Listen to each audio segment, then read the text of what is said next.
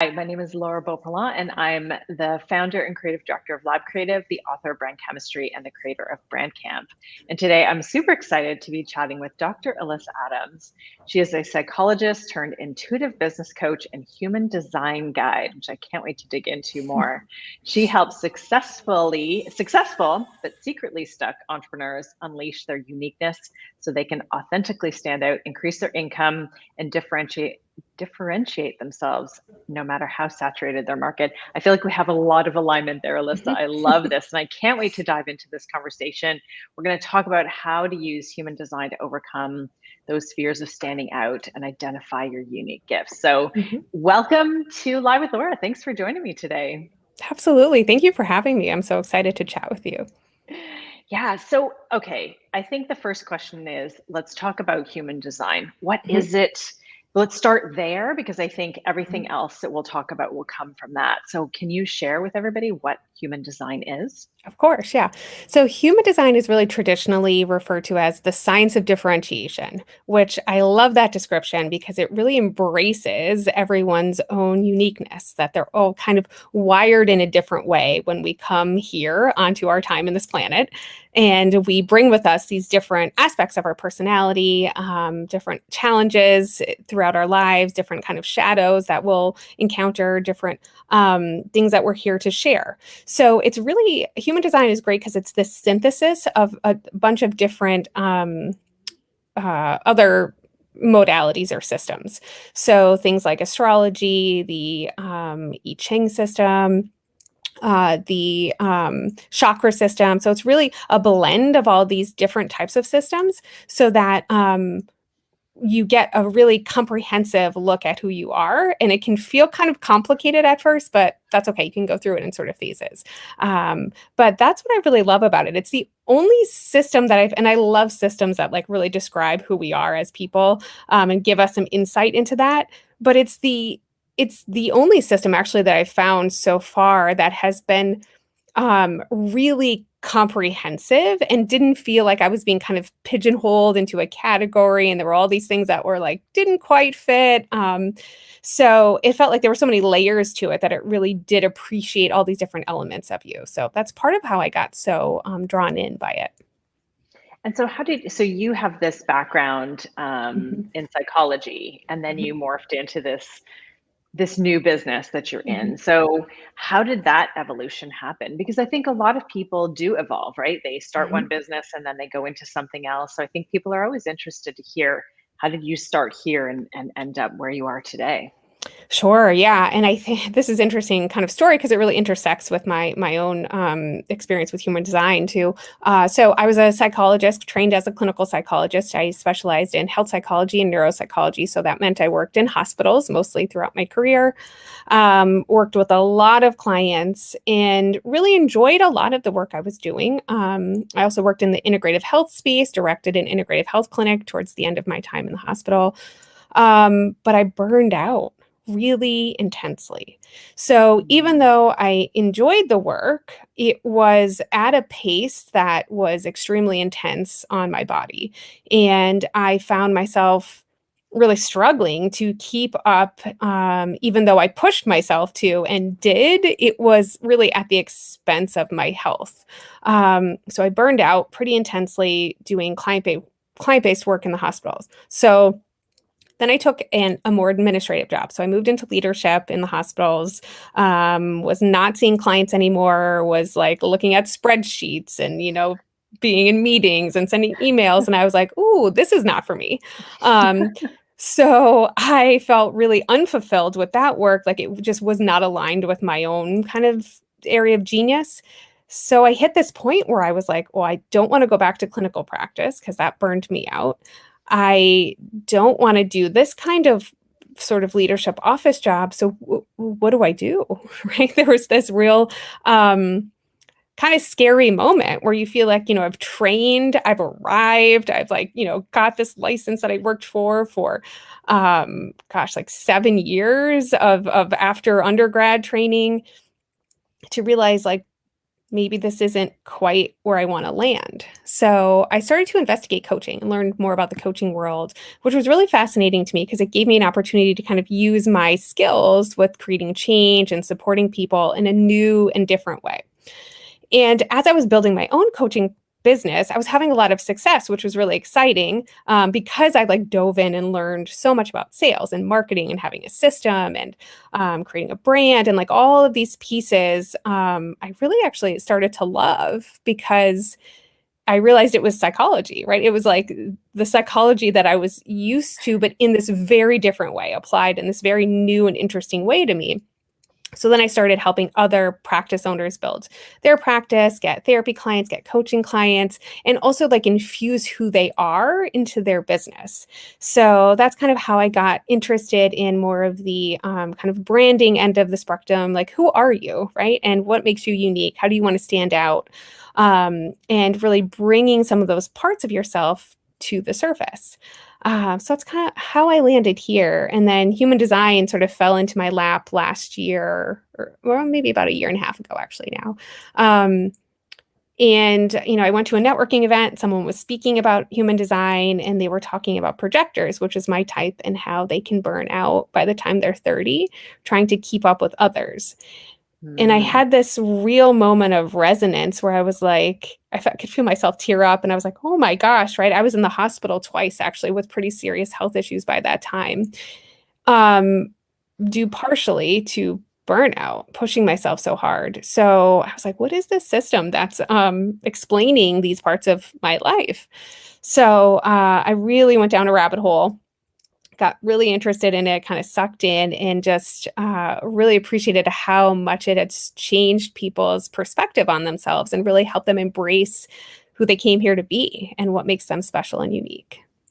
Oh, I love all of that, except the burnout and the hot, like but it also goes to show how we kind of go down these paths in our life. You're like, well, I took this education, I spent all of Mhm. these years of my life, and then you feel like, do I have to stay in this, or am I Mhm. failing if I leave this? And Yeah. you really Mhm. get this mix of emotions. I've seen many people experience that, even if it's just changing business. So I Absolutely. love that you listened and you embraced that. And I find Mm. it so interesting that you really listened to that calling of the human design and the coaching, and like seeing how much it helped you. And I think it's Mhm. fascinating that we don't actually learn that much about ourselves growing up. Mhm. Like, Yep. that's what this is bringing up for me, is that we're not taught to be individuals. We're Right. taught to fit in, to Mhm. conform, Mhm. to sit and do as everyone else does. And when you're outside of that realm, you're often punished. Mhm. Mhm. So it's, suddenly to be in your 30s or however, like I was probably close to my 40s when I was like, oh my gosh, like I remember learning something about myself like around when I was 40 and thinking, how have I not known? Like and I Yes. could look back historically and go, this has been a thing that has affected me my entire life. And I Yeah. just realized what it was now. So it takes a Mhm. long time for us to develop that deeper understanding, which is so hard for people to see what makes them different, which is what obviously Yeah. what you and I both do. We really help Mhm.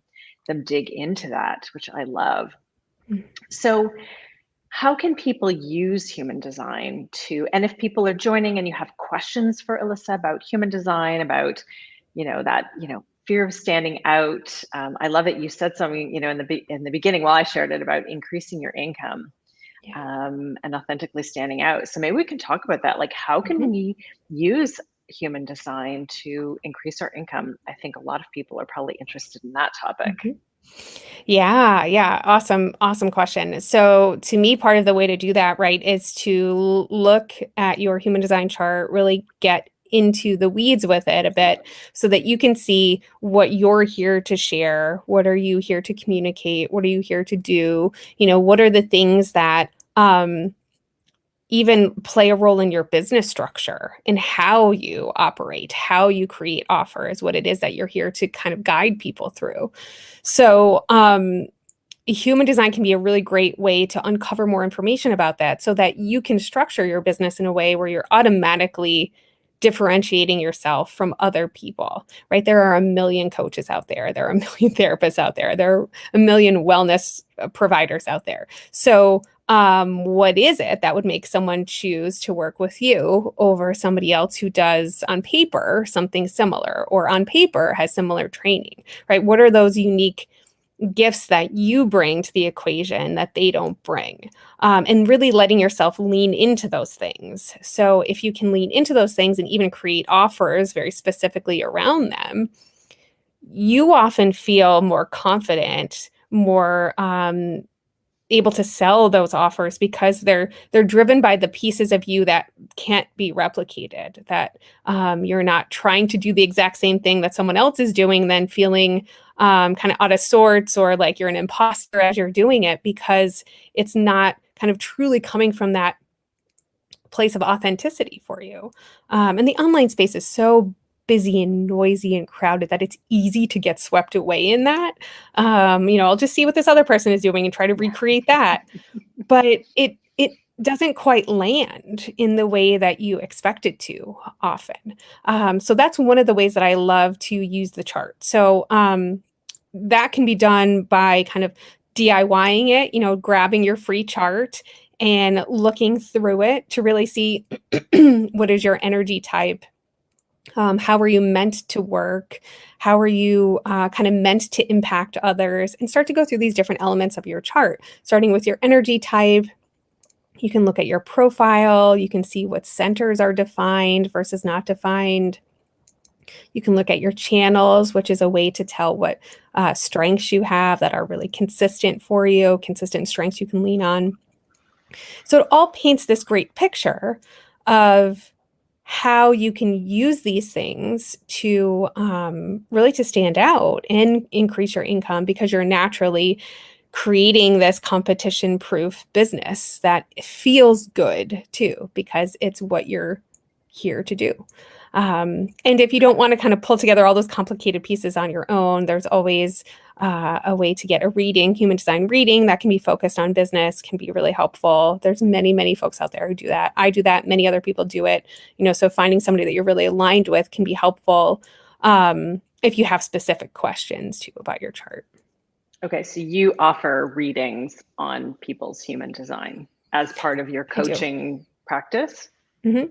Yeah, so I do one-off readings with people. So if they just want to come in, we share some space together. We dig into your chart based on the questions you really want answered. And I'm always doing it with a lens of business, since I focus on working with entrepreneurs, of course. And then I also do that as part of my coaching work with people, because it gives us this really great roadmap that we can align our business with. I love it. Okay, we'll make sure to share that link if there's a way for people to, I'm like, I think I need to do this with you. So we'll have to chat after. Okay, so can you give us some tangible kind of examples of how you've leveraged, because I think that might help people to kind of see how you've integrated that human design into your own, like how are you creating something that aligns with you so that it becomes easy to sell and you can do, what you're here to do. I think that would be really valuable. And if you're joining us and you have questions, please do pop them into the comments. We'll be able to see them and Alyssa can answer them. Sure. Yes, I'm happy to do that. So I've been continually experimenting with kind of how to bring more of that essence into my business. One of the first things that I really leaned into, I would say more so, is that I have one channel. So I'm a mental projector, which means I have a lot of openness in my chart. I have 7 open centers, only 2 are defined. And there's one channel that connects the 2 centers. And that channel, I think, as I mentioned earlier, is a strength that you can rely on. It's something that's a consistent energy in your chart. And for me, that is the channel of the seeker, of curiosity. It's about sharing your opinions, your perspective, your ideas, that kind of unique flavor of what you're thinking. Maybe I've heard throughout my life that I might be kind of opinionated. That's that channel at play, right? And I'm really meant to take those perspectives, opinions, thoughts, ideas, and share them, because it's the kind of ajna connected to the throat, which means that these ideas, perspectives, those things that are coming up are meant to come through the throat and share them. So I've really leveraged in my business speaking opportunities. So I create a lot of free master classes for people to come through to, or workshops. I have a podcast. So finding opportunities where I can share and talk, which I love to do, share my ideas and my perspective, and those things that are coming up for me has been a really interesting experience to note, because that when you're doing those things that are kind of most aligned, it feels like you get naturally the most bang for your buck, so to speak, right? You get people who really resonate, people are listening, because it's like you're in your energetic flow and doing the things that are really meant for you, and they just click with other people. So if I was trying a different type of marketing strategy, perhaps, which I've done in the past, right? It maybe felt really arduous, or like it just wasn't, you weren't getting the traction that you wanted. So for example, I have someone now who helps with social media, but for a while I was putting a lot of energy into social media, and it just wasn't quite the way that I was meant to connect with people. So you get like some dribs and drabs of people, liking things or resonating, which was nice, but it didn't at all have the leverage that my podcast had when I started that, right? And it grew pretty quickly because it was just aligned with how I was meant to interact. Another quick example is that I am a projector, which means that I don't have a consistent source of energy to rely on. And to take that a step further, I'm a mental projector, meaning that I don't have any motors in my chart. So my energy really ebbs and flows. What's a motor? What do you mean by that? Can you explain it? Yeah, so of those 9 centers that I talked about, 4 of them are motors. So that just means like what kind of energy kicks on for you and provides you kind of the fuel to do work in different ways. There are some motors that provide a consistent kind of potent access to energy. There are other ones that sort of pulse on and off, and the person can have like a burst of energy and then needs rest.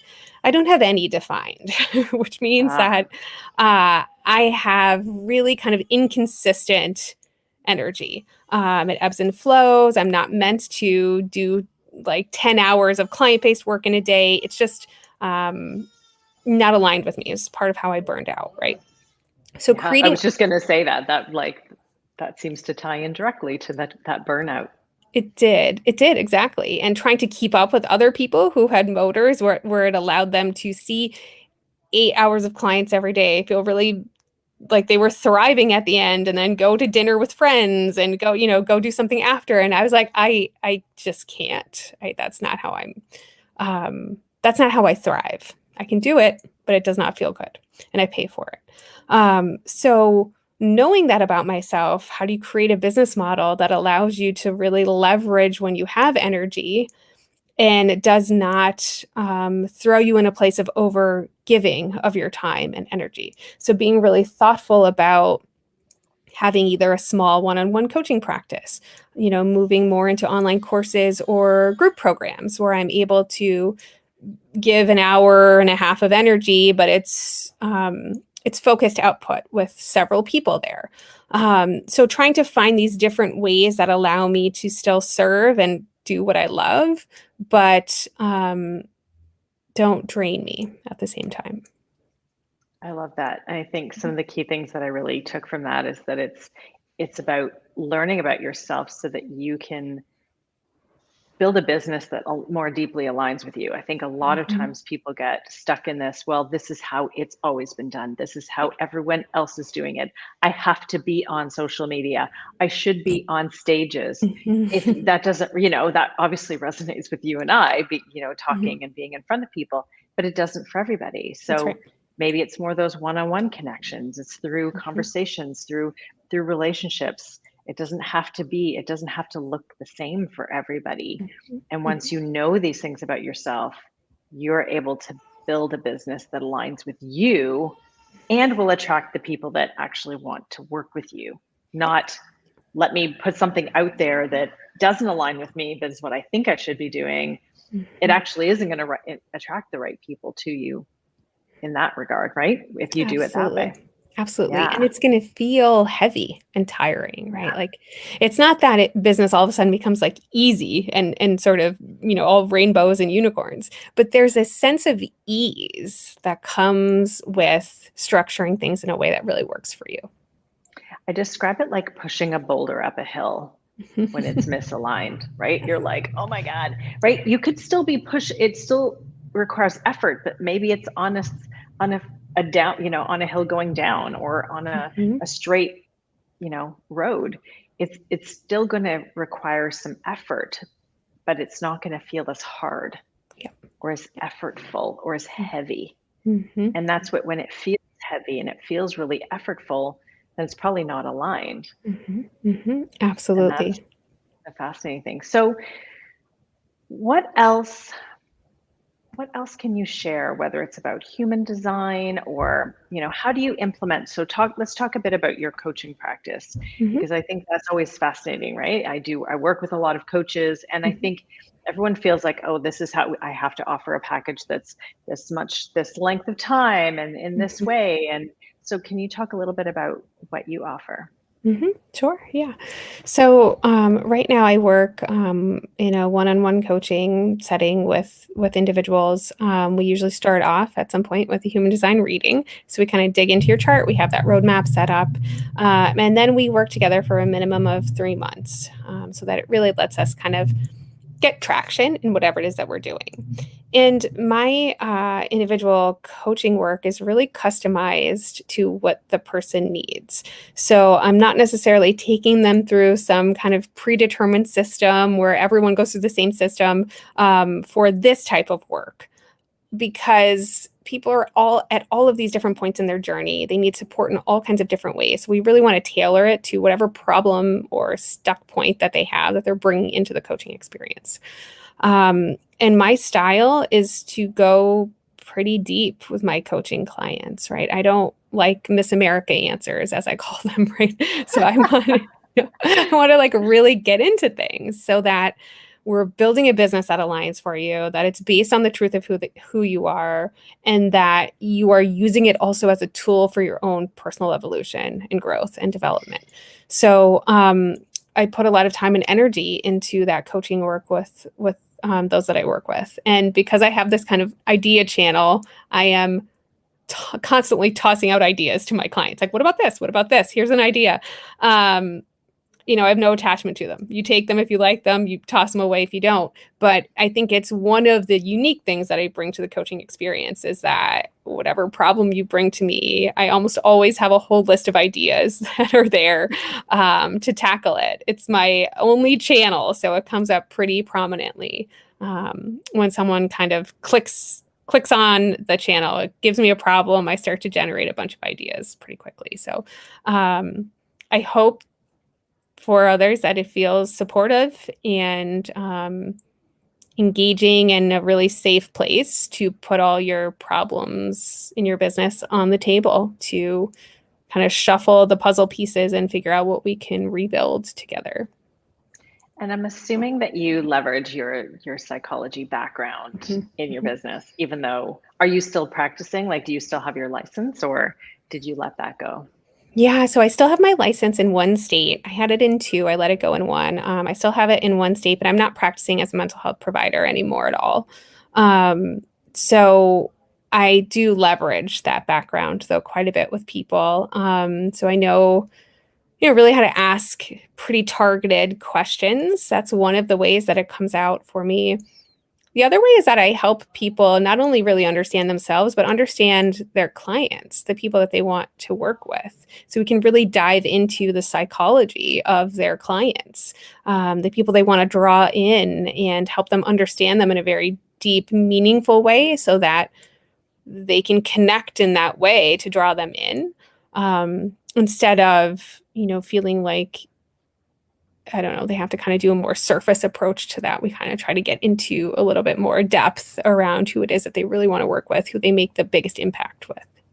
Yeah, you definitely have to do more than just scratch the surface. Yeah. Otherwise, you're sort of just attracting, you're putting out a wide net. and you're not focusing on the values of those people and who they really Yeah. are as whole human beings, which is important, right? We're whole human beings. We want to work with other, whole human beings. We want to create That's that right. connection. I talk about creating a heart-to-heart connection, not just a brain-to-brain connection. And you can't do Yeah. that if you don't understand and go deep, right? It's not just like surface level, here's some demographics. It's really about diving deep into the psychographics of Yeah. your audience. Yeah. So I want to tackle one last question, and I think we have time for it. And that's really about how does this help you overcome this fear of standing out? Because I think that's a big question. A lot of people like, okay, I've got this information. I know this stuff about myself. How does this work around human design allow people to overcome that fear?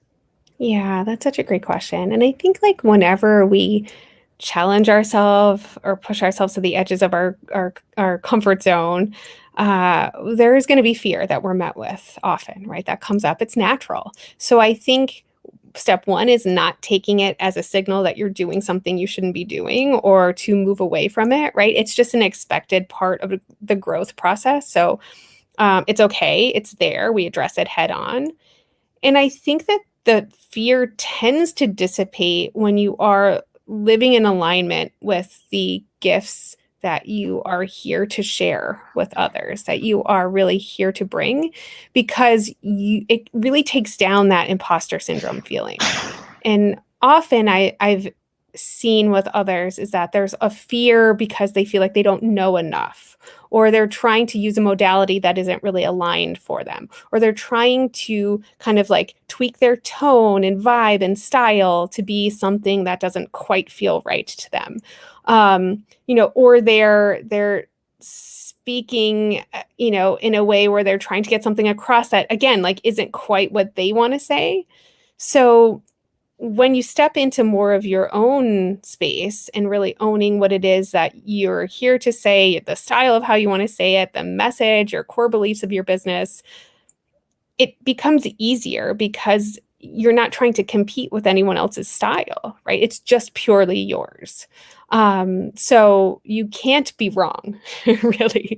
I think that helps dissipate some of the fear because I think piece of that fear come from some of these elements where you're doing things that are a little bit misaligned for you, and you are worried about what others may think.